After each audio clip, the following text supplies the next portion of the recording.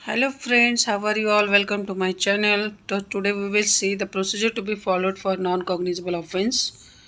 So the entire procedure for a non-cognizable offense is quite different from the procedure to be followed in the case of a cognizable offense. There are several steps involved which are as follows.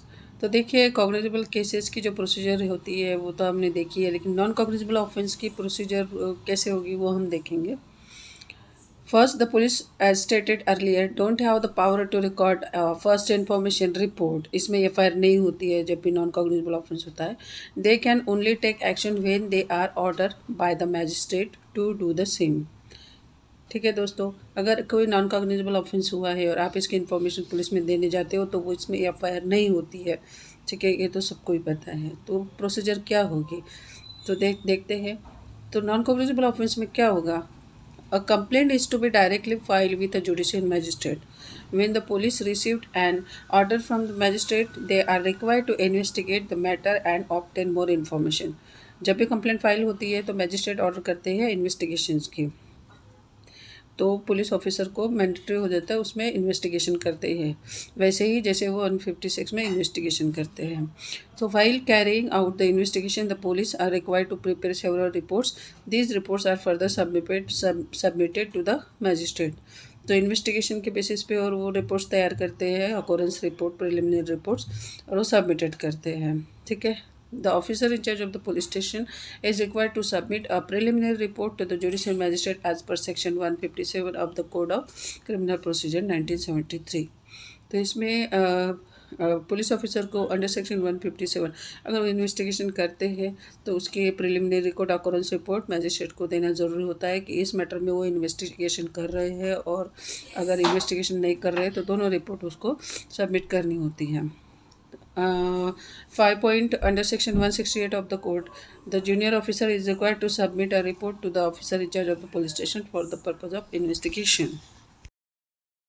इसमें कहा गया है कि अगर investigation subordinate officer करता है, junior officer करता है, तो वो उसके रिपोर्ट अपने officer in charge of the police station को सबमिट करेंगे.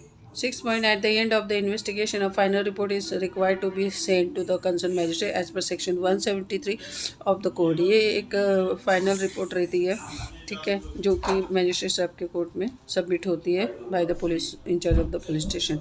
7 point, on the basis of the investigation reports and trial conducted at larger stages, a magistrate can order the police to issue an arrest warrant.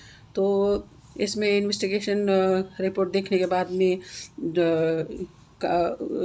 Magistrate cognizance लेते हैं और उनको लगता है कि अभी एक्यूज़ का अपेयर होना ज़रूरी है, तो उनको अरेस्ट वारंट डालते हैं, उनको अरेस्ट वारंट इशू करते हैं और पुलिस उनको अरेस्ट करके एक्यूज़ को अपेयर करते हैं कोर्ट के सामने. नेक्स्ट, जो कि ये नॉन कॉग्निजेबल ऑफेंस होता है तो इसमें क्या रहता है कि however the convict has the right to apply for bail and could also appeal against the decision of the trial court. तो नॉन कॉग्निजेबल ऑफेंस में जब मैजिस्ट्रेट ऑर्डर पास करते, अरेस्ट वारंट इशू करते हैं और उसको अपेयर कराते हैं पुलिस ऑफिसर कोर्ट के सामने, तो उसको एक राइट मिल जाता है, वो बेलेबल ऑफेंस है इसलिए उसको बेल मिल जाता है और वो अपील भी कर सकता है हायर कोर्ट में against the decision of the trial court. इसमें जजमेंट ऑफ द कोर्ट देखेंगे. The court in this case let down that when any information is received by the police in respect of a non cognizable offence, they are required to inform the magistrate. Only a magistrate has the power to initiate the proceedings. On the other hand, when a person files a complaint before any magistrate, certain formalities are required to be completed, such as a sworn statement. The complaint case about non-cognizable offences come before the magistrate. Then magistrate take a statement of the complainant and its witnesses. If on cognizance, magistrate find that there is no grounds for taking any action on this complaint, then the magistrate also has the power to dismiss the complaint under section 203 of the CRPC.